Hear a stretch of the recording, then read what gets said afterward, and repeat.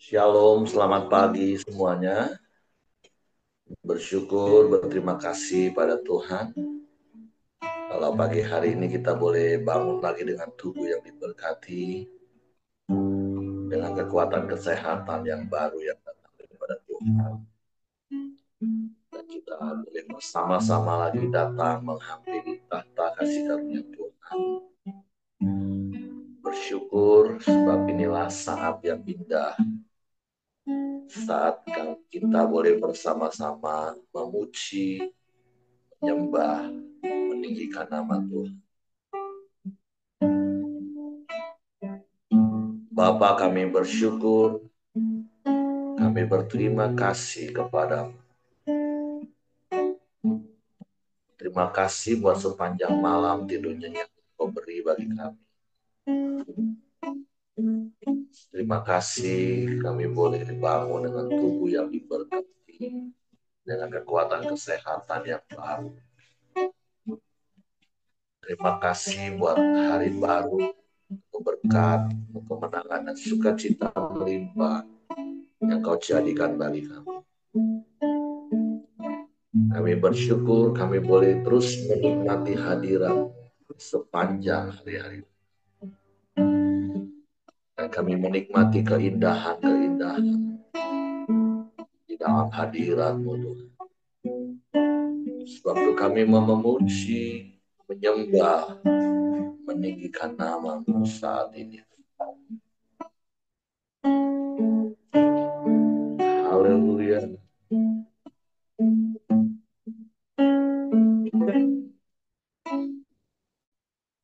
Saat ini, saat indah, ku memuji dan menyembah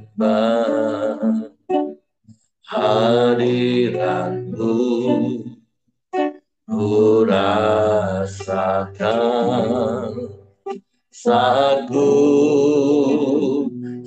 sembahkan. Saat ini, saat Tuhan Kau curahkan urapan-Mu, hadirat-Mu, ku rasakan saat ku menyembahkan. Hadirat-Mu ku rasakan saat ini, saat ini. Urapan-Mu ku rasakan saat aku menyembah Tuhan.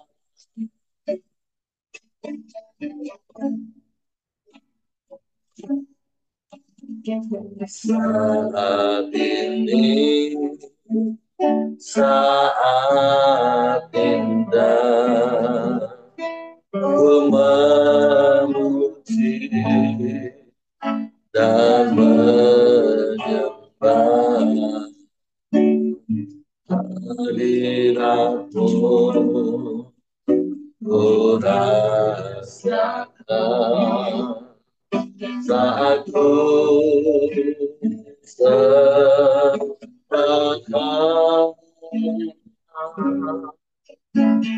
Saat ini, saat Tuhan Kau curahkan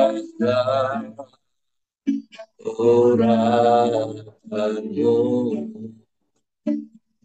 hadirat-Mu, ku rasakan saat ku sembahkan hadiratmu ku rasakan saat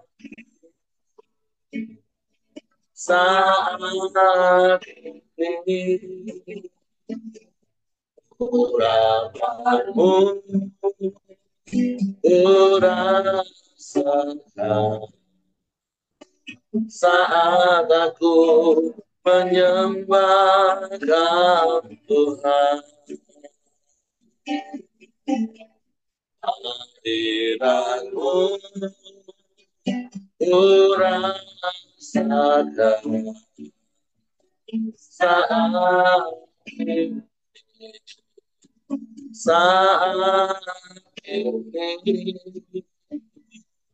Urapanmu ku rasakan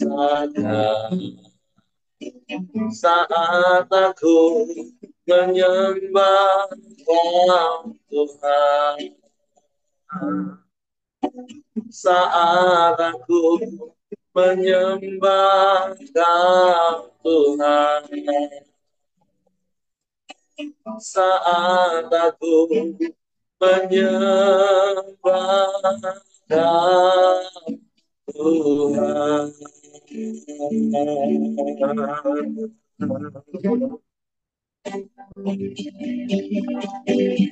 Haleluya.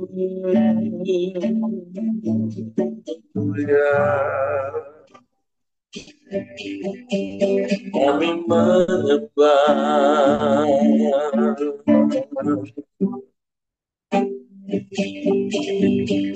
kami memuji,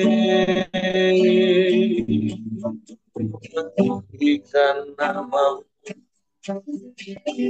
Yesus Tuhan. Haleluya.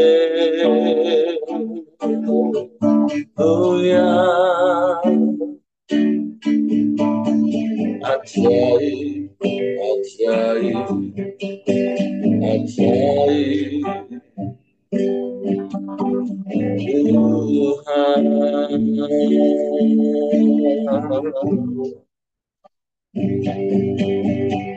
Kami sembah, kami sembah, kami sembah, kami puji, kami muliakan nama-Mu Yesus Tuhan. Haleluya, haleluya. Terpujilah nama-Mu, terpujilah nama-Mu selamanya.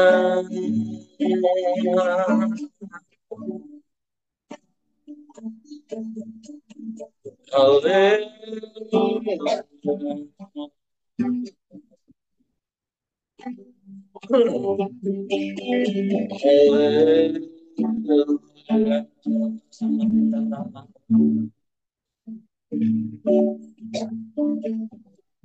Ajaib Kau Tuhan,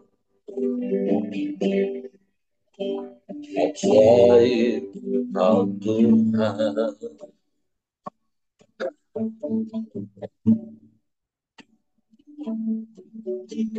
Terpujilah nama-Mu,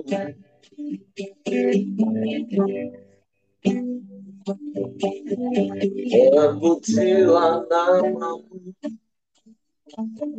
Haleluya, terpujilah,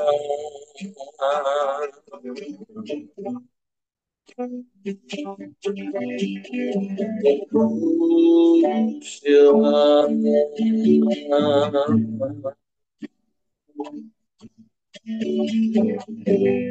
mulialah nama-Mu,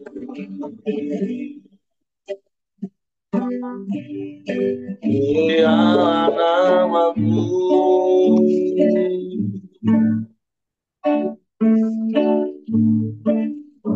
Yesus Tuhan,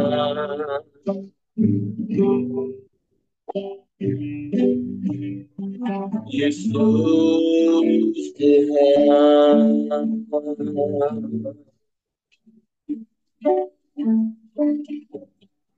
ajaib Tuhan, ajaib Tuhan.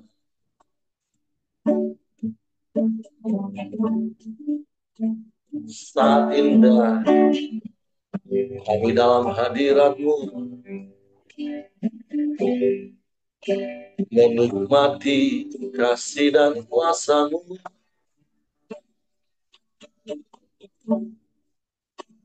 menikmati damai sejahtera-Mu,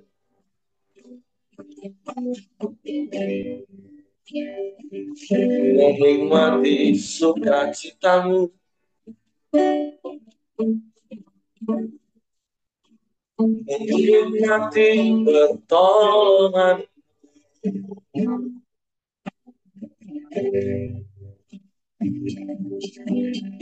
dalam hidup kami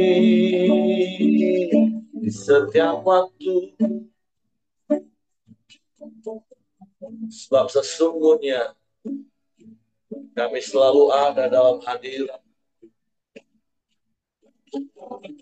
Kau yang melingkupi kami dengan kasih-Mu, Kau yang menaungi kami dengan kuasa-Mu.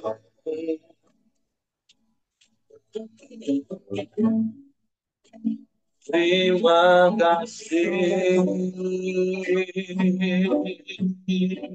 terima kasih, kami bersyukur. Terima kasih, Engkau baik, sungguh baik, sangat baik, teramat baik. Selamanya Kau baik. Haleluya, haleluya. Terpujilah nama-Mu, terpujilah nama-Mu. Haleluya, haleluya. Ajaib, ajaib, ajaib Tuhan. Ajaib.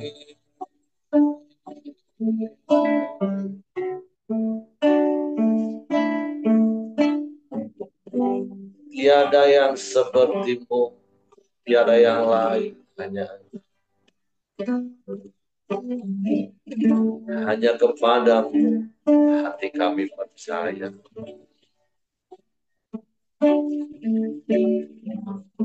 Hanya kepada-Mu dan tidak kepada yang lain.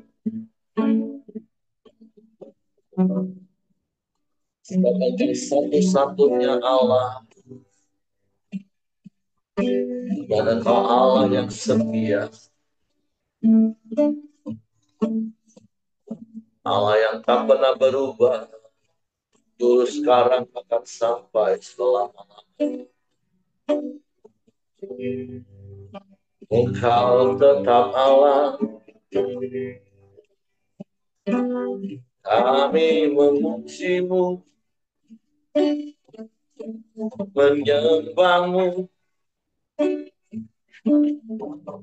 meninggikan nama-Mu, dan Engkau yang layak dipuji, disembah.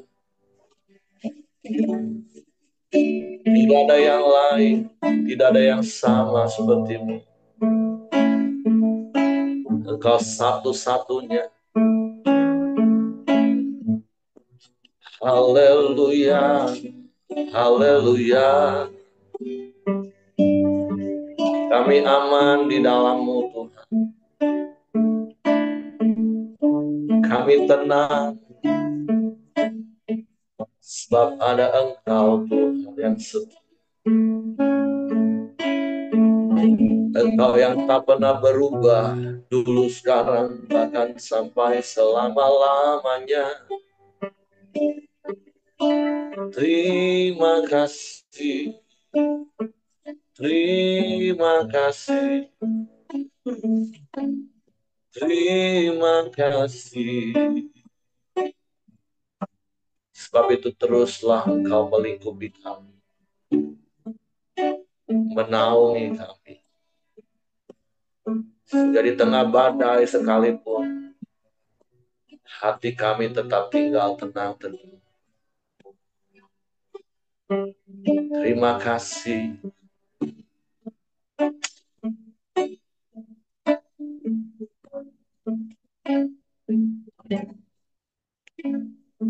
Lingkupiku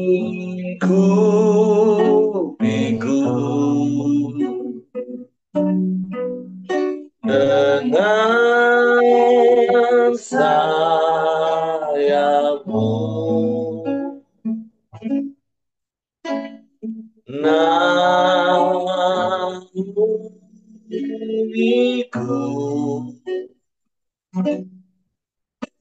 dengan kuasa-Mu. Sekali lagi katakan lingkupiku.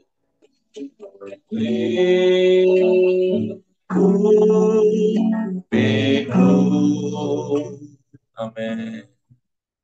Dengan sayapmu, naungiku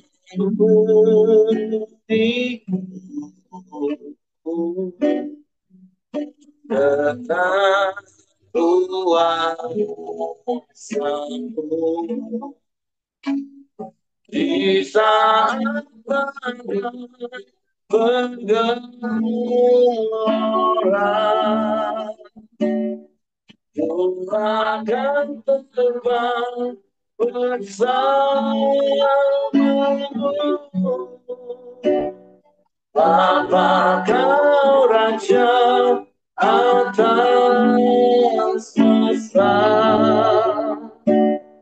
ku tenang sebab Kau aku.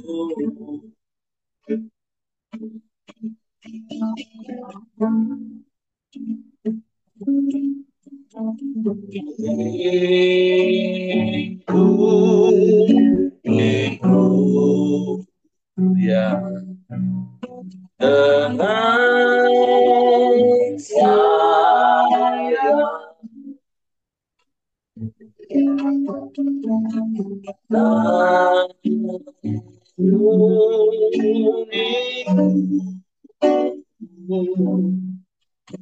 dengan kuasa-Mu. Di saat badai bergelora, Ku akan terbang bersamamu. Bapa Kau Raja atas semesta, ku tenang sama Kau di saat badai bergelora, Ku akan terbang bersamamu. Bapa Kau Raja atas semesta, ku tenang sebab Kau di saat badai bergelora,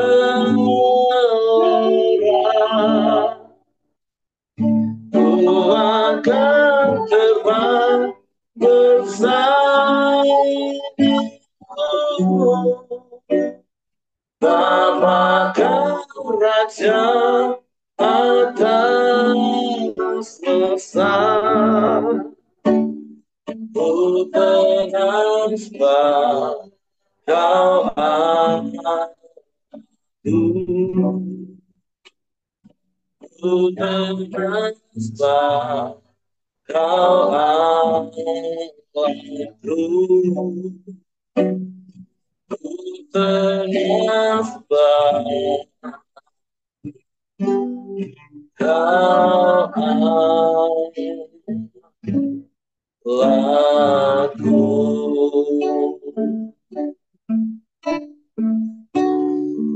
Kami tenang sebab Engkau Allah kami yang setia, yang terus melingkupi kami dengan kasih dan kuasa, sehingga kami tetap tinggal tenang teduh sekalipun sekeliling kami bergelora. Sebab kami aman di dalam Tuhan. Kami aman di dalam naungan. Bahkan kami tenang karena janji-janji firman. Sebab di pagi hari ini kami buka hati kami lagi hanya untuk firman. Roh Kudus, tolong kami untuk mengerti dan memahami firman. Sehingga kami percaya firman dan melakukannya dalam hidup kami. Kami sambut firman-Mu dalam nama Yesus. Haleluya. Amin.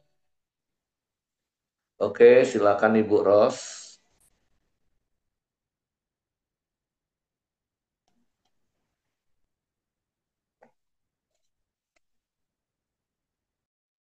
Ya, selamat pagi. Renungan kita di Lukas 2. Saya bacakan perikop yang pertama, kelahiran Yesus. Pada waktu itu, Kaisar Agustus mengeluarkan suatu perintah, menyuruh mendaftarkan semua orang di seluruh dunia. Ya, pendaftaran yang pertama kali diadakan sewaktu Quirinius menjadi gubernur di Syria. Lalu semua orang pergi mendaftarkan diri, masing-masing ke kotanya sendiri. Yusuf pun pergi dari kota Nazaret di Galilea ke Yudea, ke kota Daud yang bernama Bethlehem, karena ia berasal dari keluarga dan keturunan Daud, untuk mendaftarkan diri bersama Maria, tunangannya yang sedang mengandung. Ketika mereka di situ, tibalah waktunya bagi Maria untuk bersalin. Dan ia melahirkan seorang anak laki-laki, anaknya yang sulung. Ia membendungnya lalu membaringkannya di dalam palungan, karena tidak ada tempat bagi mereka di penginapan. Jadi perikop ini bercerita tentang kelahiran Yesus. Saya rasa tidak asing bagi kita semua ya, tentang cerita kelahirannya. Poin yang di sini yang bisa kita dapatkan adalah Tuhan tuh luar biasa. Sebagai Tuhan yang mau turun ke dunia dan dilahirkan di kandang domba. Nah, mengenai kandang domba ini juga ada saya dengar penelitian yang mengatakan bahwa zaman dulu mungkin kita semua berpikir bahwa kandang domba mungkin seperti yang kita bayangkan sekarang, kayak kandang ayam, apa kandang babi, apa kandang sapi gitu ya. Tapi ada penelitian yang mengatakan bahwa zaman dulu punya rumah itu 2 tingkat. Jadi tingkat yang bawah itu sebagai untuk ternak lah ya, sebagai kandang, dan di atas rumah.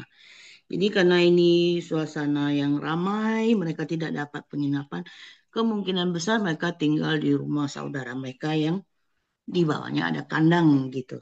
Nah, itu menurut saya info yang terbaru yang saya dapatkan. Jadi saya bagikan di sini. Namun yang penting kita mengagumi Allah kita luar biasa mau turun ke dunia bagi kita. Nah, terus yang berikut selanjutnya gembala-gembala.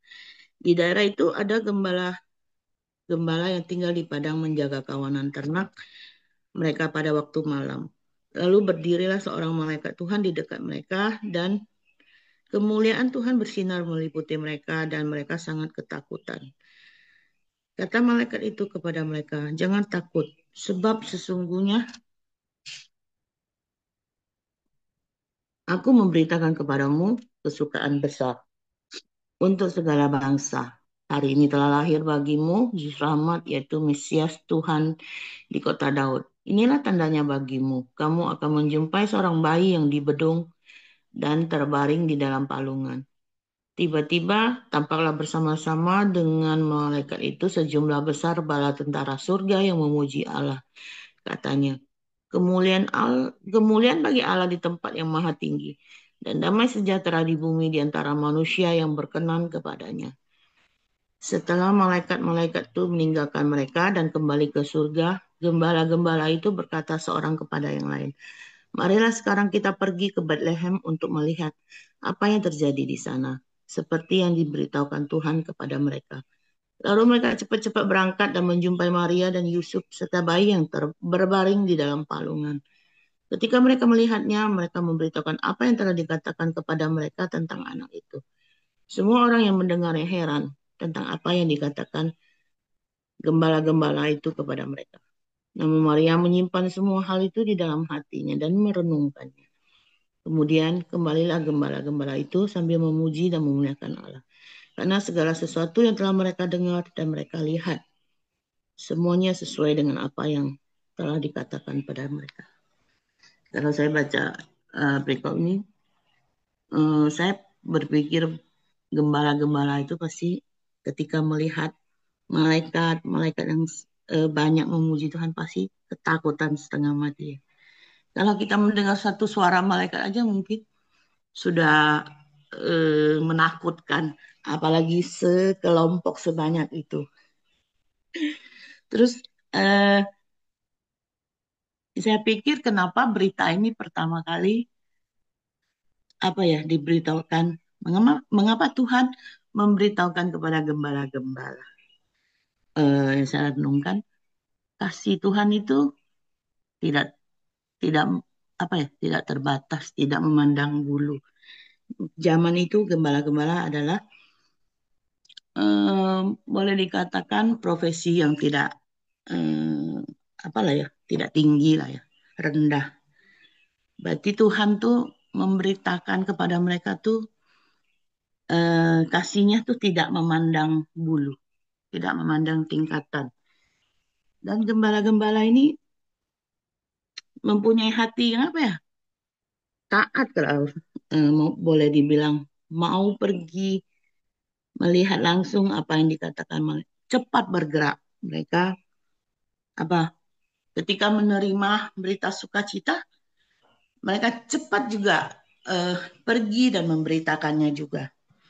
Jadi yang dari perikop ini yang perlu kita pelajari, mendengar, merespon firman Allah dengan iman. Terus membagikan kabar sukacita itu kepada dunia. Kita boleh mencontoh malaikat-malaikat ini. Dan berita sukacita Natal bukan cuma setahun sekali kita mengajak orang untuk memberitakan Yesus, mengajak orang untuk percaya Yesus. Tapi sukacita Natal itu setiap hari harus ada di hati kita dan kita selalu belajar memberitakannya.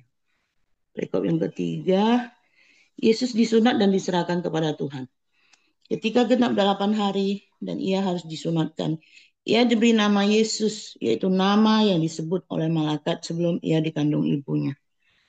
Lalu ketika tiba waktu penakhiran, mereka menurut hukum Musa, mereka membawa dia ke Yerusalem untuk menyerahkannya kepada Tuhan. Seperti ada tertulis dalam hukum Tuhan, semua anak laki-laki sulung harus dikuduskan bagi Tuhan. Dan untuk mempersembahkan kurban menurut apa yang difirmankan dalam hukum Tuhan, yaitu sepasang burung terkukur atau 2 ekor anak burung merpati. Adalah di Yerusalem seorang bernama Simeon. Ia seorang yang benar dan saleh yang menantikan penghiburan bagi Israel. Dan Roh Kudus ada di atasnya. Kepadanya telah dinyatakan oleh Roh Kudus bahwa ia tidak akan mati sebelum ia melihat Mesias dari Tuhan. Ia datang ke bait Allah oleh Roh Kudus. Ketika Yesus anak itu dibawa masuk oleh orang tuanya untuk melakukan kepadanya apa yang ditentukan hukum Taurat. Ia menyambut anak itu dan menggendongnya sambil memuji Allah. Katanya, sekarang Tuhan, biarkanlah hambamu ini pergi dalam damai sesuai dengan firman-Mu. Sebab mataku telah melihat keselamatan yang datang daripadamu, yang telah engkau sediakan di hadapan segala bangsa, yaitu terang yang menjadi pernyataan-Mu bagi bangsa-bangsa lain, dan menjadi kemuliaan bagi umat-Mu Israel. Ayah dan ibunya heran akan segala sesuatu yang dikatakan tentang dia. Lalu Simeon memberkati mereka dan berkata kepada Maria, ibu anak itu, sesungguhnya anak ini ditentukan untuk menjatuhkan dan membangkitkan banyak orang di Israel, dan untuk menjadi suatu tanda yang menimbulkan perbantahan, supaya menjadi nyata pikiran hati banyak orang. Suatu pedang juga akan menembus jiwamu sendiri. Ada pula seorang nabi yang bernama Hana, anak perempuan Fanuel dari suku Asyir. Sesudah kawin, ia hidup bersama suaminya 7 tahun lamanya, lalu menjanda sampai berumur 84 tahun. Ia tidak pernah meninggalkan bait Allah dan siang malam beribadah dengan berpuasa dan berdoa.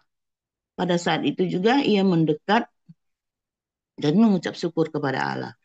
Ia berbicara tentang anak itu kepada semua orang yang menantikan pembebasan untuk Yerusalem. Nah, selain pada gembala, di Lukas ini diceritakan juga ada 2 orang ya. Yang satu Simeon, yang satunya Hana ya. Hana. Eh, yang saya soroti dari Pikop ini adalah ada 2 orang yang luar biasa ya.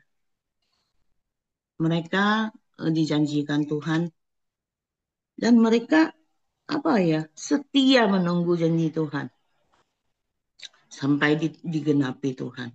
Ini adalah 2 orang hmm, yang spesial menurut saya. Mereka mendapat janji Tuhan. Hmm, Kalau kita lihat kehidupan Hana ini luar biasa juga. Dia janda, terus 8 tahun bersama suaminya, kemudian selama setelah itu dia hidup di dalam doa dan puasa, menunggu janji Tuhan yang apa yang perlu kita tahu bahwa eh, Tuhan itu setia. Tuhan juga menginginkan kita setia menunggu janjinya. Tuhan memanggil kita bukan untuk menjadi orang yang apa ya, berhasil, menjadi orang yang kaya, menjadi orang yang hebat. Mungkin apa pemikiran kita tentang kesuksesan. Tapi Tuhan ingin kita menjadi orang yang setia melakukan firman-Nya dan setia menantikan janjinya. Kita mau seperti Simeon dan Hana, hidup dekat dengan Tuhan, peka terhadap pimpinannya, mengenali setiap apa yang Tuhan mau kita kerjakan. Kita mau punya iman yang teguh dan selalu hidup dalam doa dan menunggu dalam kesetiaan. Itu poin yang saya dapatkan di sini. Terus kembali ke Nazaret. Setelah selesai semua yang harus dilakukan menurut hukum Tuhan, kembalilah mereka ke Galilea, ke kota mereka Nazaret. Anak itu bertambah besar dan menjadi kuat, penuh hikmat dan anugerah Allah ada padanya. Sorry, sebentar yo. Pak, sebentar aku matikan kompor, bak motong.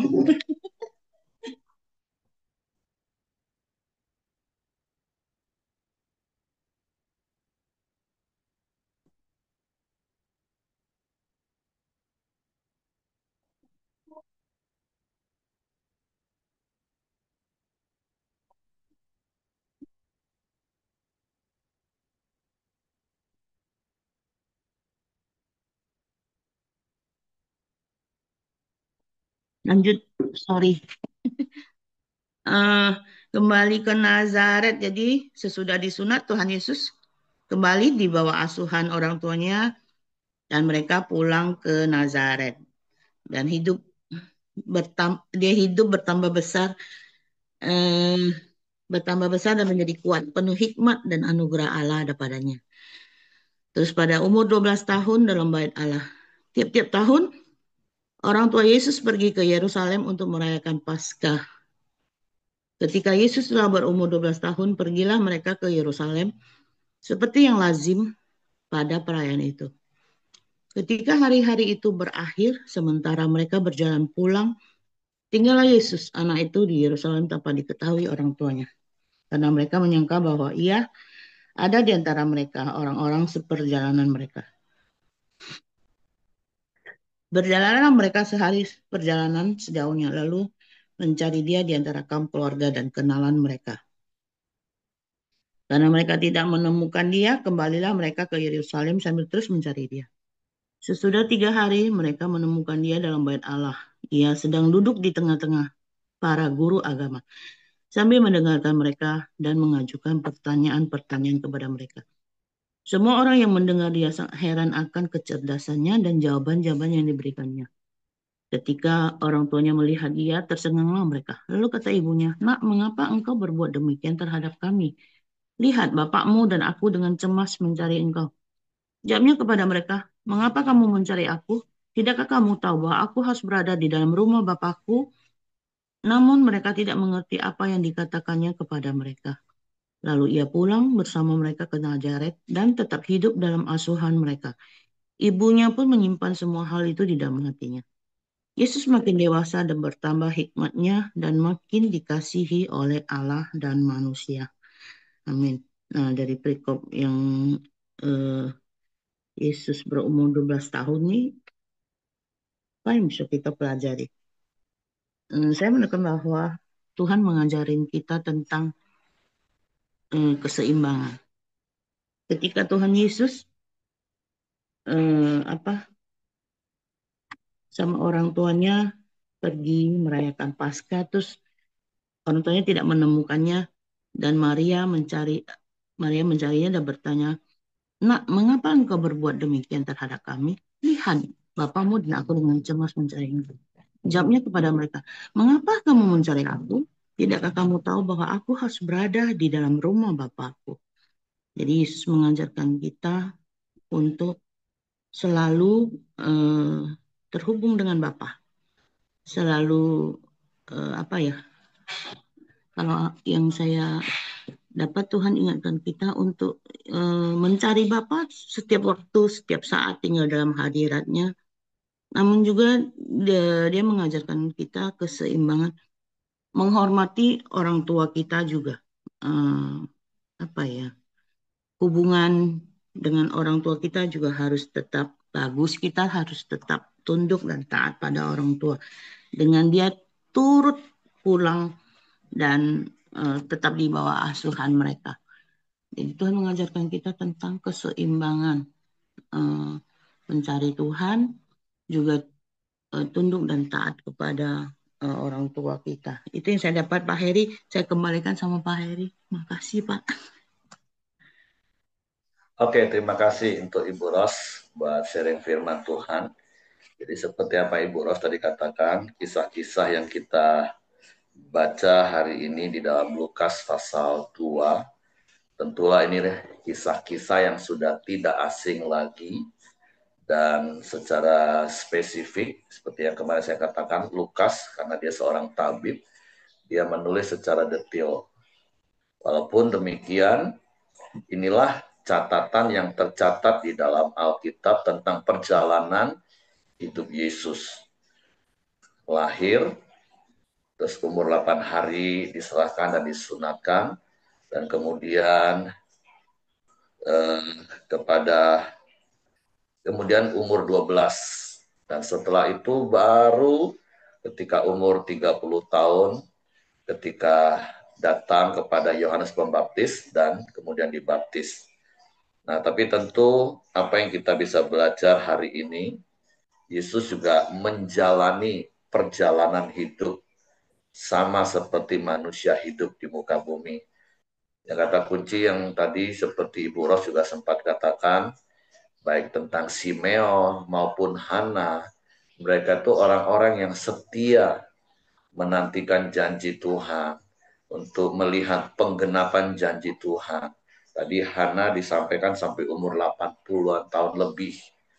Nah, begitu juga dengan Yesus sejak kelahirannya di tempat yang sangat sederhana. Terus orang-orang yang pertama kali datang juga adalah orang-orang yang sangat sederhana, yaitu para gembala. Dan bagaimana kemudian kita tahu Yusuf itu juga hanyalah seorang tukang kayu, bukan bangsawan. Dari kecil Yesus hidup di dalam kesederhanaan sebagai manusia.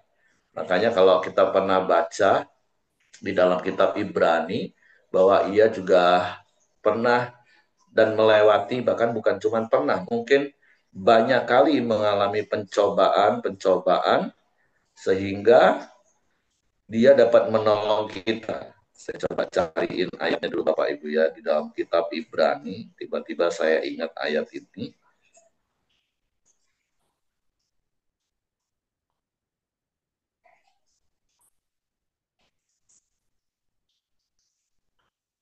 Ya, Ibrani 2 ayat 18. Sebab oleh karena ia sendiri telah menderita karena pencobaan, maka ia dapat menolong mereka yang dicobai. Yang saya katakan ya, notabene-nya sesungguhnya perjalanan-perjalanan Yesus hidup di dalam dunia ini yang hanya 33,5 tahun, tapi itu tentu dilewati dengan berbagai banyak pengalaman dalam konteks sebagai manusia. Apalagi yang saya katakan tadi, dia bukan hidup lahir di istana yang megah, menikmati segala kelimpahan harta duniawi, mengalami hal-hal yang spektakuler dalam hidupnya karena kelimpahan harta. Tapi Yesus tentulah sebagai pribadi dalam keadaan sebagai manusia 100%, walaupun tentu dia Allah 100%, saya katakan tadi, lahir di tempat yang paling hina sih sebenarnya lebih tepatnya, yaitu hanya di sebuah kandang. Walaupun seperti Ibu Ros tadi katakan, mungkin itu seperti rumah-rumah orang Jambi, Palembang, Padang dulu pada umumnya, atau Sumatera Utara, di daerah Sumatera lah, atau di luar Jawa, rumah-rumah panggung yang bawahnya kandang. Terus yang datang orang-orang yang sederhana. Terus kemudian dia juga hanyalah anak seorang tukang kayu yang pastilah hidup juga sederhana.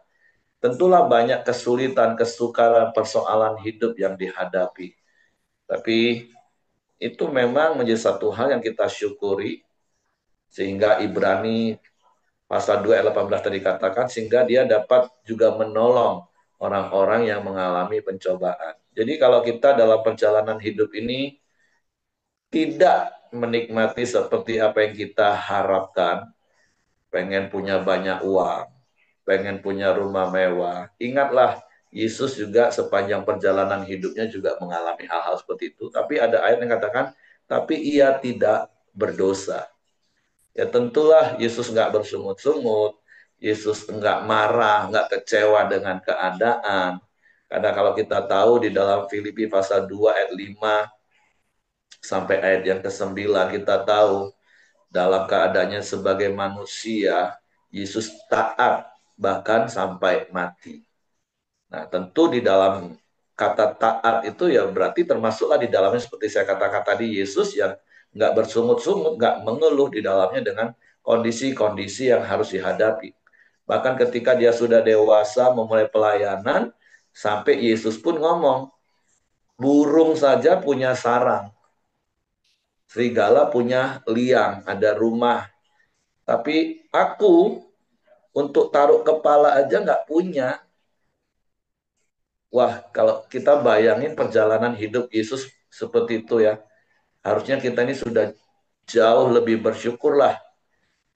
Ada rumah walaupun mungkin ngontrak, ada kasur walaupun bukan spring bed king coil yang mahal atau merek-merek yang terkenal. Dari perjalanan hidup Yesus, ya itu sih yang Tuhan ingatkan kepada kita, yuk bersyukur dalam segala keadaan. Melewati setiap situasi kondisi. Dan tentu di sisi lain, Yesus juga mengikuti pendidikan-pendidikan yang ada di Israel pada waktu itu. Baik itu Bet Sefer, Bet Midras, Bet Talmud. Karena sampai pada akhirnya kita tahu Yesus pun dikenal sebagai seorang rabi. Jadi kalau ada pertanyaan-pertanyaan, kemana aja Yesus selama 30 tahun? Ya seperti apa yang Ibu Ros tadi katakan, Yesus juga tetap menundukkan dirinya kepada otoritas orang tuanya secara manusiawi, yaitu Yusuf dan Maria. Menjadi anak yang taat, menjadi anak yang hormat pada orang tua, menjadi anak yang juga pasti membantu pekerjaan orang tuanya. Sehingga Yesus juga dikenal sebagai anak tukang kayu.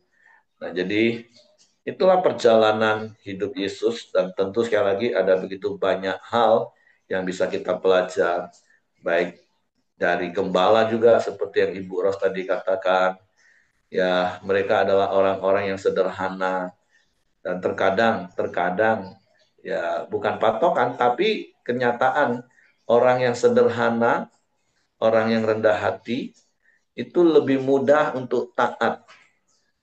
Beda dengan orang yang merasa dia punya, apalagi punya harta banyak, punya jabatan tinggi, punya pangkat. Nah, walaupun tentu sekali lagi itu bukan ukuran, tapi ini secara umum, secara standar pada umumnya kebanyakan. Tapi kan tentunya kembali kan kepada sikap hati. Walaupun tentu tanpa sadar banyak ungkapan orang, ialah keadaan itu bisa merubah seseorang. Walaupun tentu mari kita terus jaga hati kita. Menjadi orang yang rendah hati. Karena kita sadar siapa kita ini. Apalagi di hadapan Tuhan. Kalau Bapak Ibu masih ingat salah satu ucapan bahagia yang Yesus pernah katakan. Berbahagialah orang yang miskin di hadapan Tuhan. Karena mereka lah yang empunya bumi. Jadi miskinnya di hadapan Tuhan sih. Bukan miskin di hadapan manusia.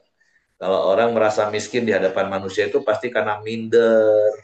Dan akhirnya hidup penuh luka batin, kepahitan.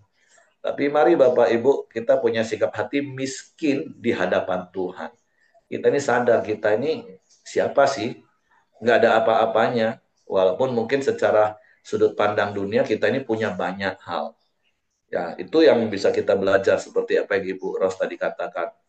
Dan yang seperti kemarin yang saya katakan, bahwa Yesus itu memang lahir di bulan Desember kalau penanggalan Masehi. Jadi kita tidak terdoktrin lagi dengan kisah-kisah Natal yang background-nya Eropa. Sehingga pohon Natalnya penuh dengan salju, putih, kapas. Sehingga banyak pertentangan. Mana mungkin Yesus lahir Desember, itu sudah salju, itu di Eropa. Kalau di Timur Tengah tidak semua daerahnya ditutupin salju. Dan berdasarkan hitungan-hitungan yang saya sebutkan kemarin, ya memang bulan Desember. Karena kan Maria hamil itu di bulan yang ke-6. Itu perkiraannya di akhir Februari atau awal Maret. Dan kemudian dia mengandung dan 9 bulan itu di bulan Desember. Nah, jadi mari Bapak Ibu, tentu banyak hal lagi selain apa yang tadi Ibu Ros sudah sampaikan dan yang saya tambahkan. Mari kita belajar dari perjalanan hidup Yesus, walaupun hanya sepenggal-sepenggal di Alkitab dicatat, waktu lahir, waktu umur 8 hari, waktu umur 12 tahun, dan kemudian besok kita akan lihat di umur ketika Yesus mulai perjalanan. Tapi Yesus hidup dalam kesederhanaan, dalam kerendahan hati. Bukan berarti terus, kalau gitu seperti doktrin-doktrin lama. Semakin menderita, semakin miskin, semakin rohani. Enggak juga Bapak Ibu. Kita juga nggak mau. Kalau dulu kan banyak doktrin seperti itu kan. Semakin menderita, semakin miskin, semakin rohani. Apalagi baca tentang kisah Lazarus. Wah, matinya orang miskin masuk surga. Enggak juga, enggak harus seperti itu. Karena Abraham itu juga orang yang kaya raya secara duniawi, punya harta banyak, tapi juga masuk di apa? Yang masuk dalam pangkuan yang memangku orang Lazarus itu, dia ada di surga, di dalam kerajaan Allah. Nah, jadi poinnya adalah jaga sikap hati kita. Hati yang tulus, rendah hati, miskin di hadapan Tuhan. Sadar kita ini nggak ada apa-apanya di hadapan Tuhan. Nah, sikap hati itulah yang harus kita miliki. Dan sekali lagi bersyukur, Yesus melewati 33 tahun, dibuka dalam kesederhanaan, kehinaan, bahkan diakhiri dengan puncak kehinaan, karena salib itu adalah siksaan, hukuman yang paling hina zaman Romawi. Kan kalau orang diawali dengan tangisan dan diakhiri dengan tangisan. Tapi kalau manusia kan yang nangis bayi dan orang-orang sekelilingnya berbahagia. Nah, kalau orang mati, dia yang mati dalam Tuhan berbahagia, orang sekelilingnya yang nangis. Kalau kita cuma diawali dan diakhiri dengan tangisan. Kalau Yesus diawali dengan kehinaan, diakhiri dengan kehinaan. Tapi kita bersyukur semua Yesus jalani, semua Yesus lakukan itu untuk kita. Itu yang kita mau syukuri pagi hari ini, mengikuti perjalanan Yesus. Oke, itu saja yang saya tambahkan. Terima kasih untuk Ibu Ros. Saya kembalikan kepada Coach Joni Samuel.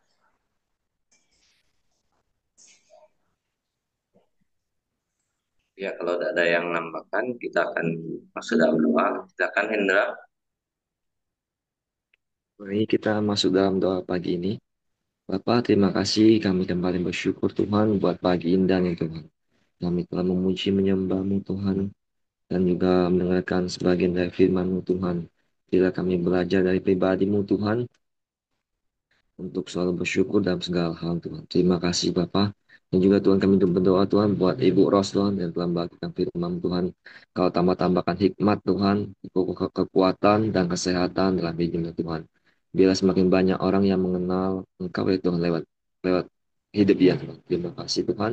Kami serahkan keluarga Ros Tuhan, biar Tuhan selalu sertai Tuhan.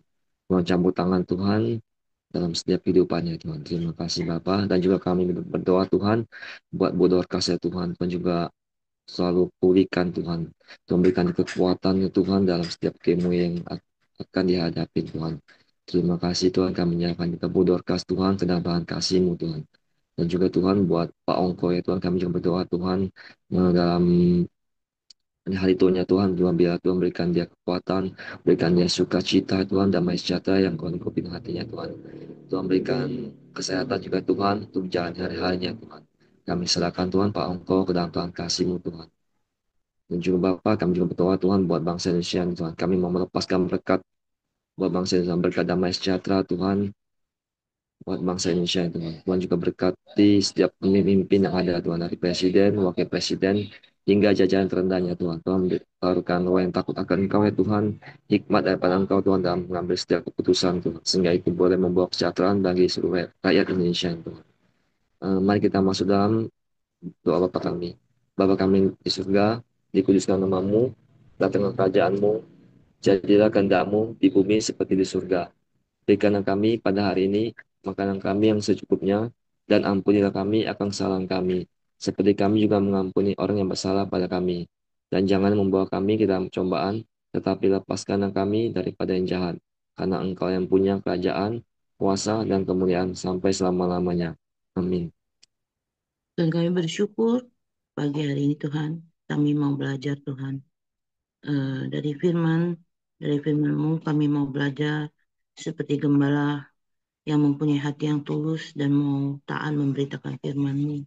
Seperti Simeon dan Hana yang menantikan janji-Mu dengan sabar dan dengan setia. Juga seperti Yesus yang bertumbuh dalam hikmat dan ketaatan kepada Engkau Tuhan. Kami mau jadi pribadi yang tulus, setia, dan taat Tuhan. Tolong kami Tuhan, setiap anggota Koram Deo ini Tuhan, untuk menjalani hari-hari kami dengan selalu Tuhan dipimpin oleh Engkau. Selalu menyadari bahwa Engkau berdaulat atas setiap hidup kami, atas setiap kejadian apapun yang terjadi dalam hidup kami. Dan kami tunduk taat, setia pada Engkau Tuhan. Terima kasih Bapa, berkati setiap kami. apapun yang kami kerjakan pada hari ini Tuhan, biarlah Engkau buat berhasil. Dalam nama Yesus kami berdoa dan mengucap syukur. Haleluya. Amin. Makasih. Oke, semangat pagi, selamat beraktivitas, Tuhan berkati. Makasih Bu Ros. Sama-sama Pak.